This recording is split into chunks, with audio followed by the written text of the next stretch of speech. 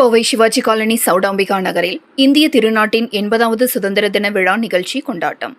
பல சமூக ஆர்வலர்கள் பங்கேற்று கொடியேற்றி இனிப்புகள் வழங்கினர்.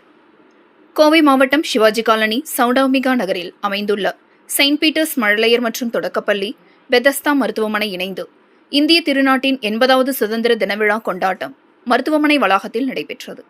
நிகழ்ச்சிக்கு லயன்ஸ் கிளப் தலைவர் ஜெயசாந்தி ரூபி, மண்டல மேலாளர் லயன் ஜோசப், மேலாளர் லயன் மனோ ஆகியோர் கலந்து கொண்டு இந்திய திருநாட்டின் 80வது சுதந்திரத்தை போற்றும் வகையில் தேசிய கொடியேற்றி அனைவருக்கும் இனிப்புகள் வழங்கினர்.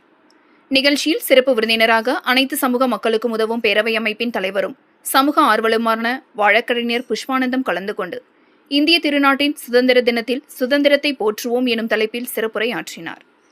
மேலும் இந்த நிகழ்ச்சியில் ஜீசஸ் டிரான்ஸ்போர்ட் உரிமையாளர் ரஜினி மோசஸ், பெதஸ்தா மருத்துவமனை இயக்குநர் டாக்டர் ஐசக் கிறிஸ்டியன் மோசஸ், பள்ளியின் தாளாளர் ரோமலோ வான்மதி, மருத்துவர் ஜீவன் மோசஸ், டாக்டர் ஜஹானா பர்வீன், மாநகராட்சி ஓய்வு பெற்ற மேற்பார்வையாளர் நாகராஜ், ஆசிரியர் ரேச்சல், பெதஸ்தா மருத்துவமனை மேலாளர் ஆலிவர் பிரீமேன், ஜெபா, வர்ஷா, வர்ஷினி உள்ளிட்ட பலர் கலந்து கொண்டனர்.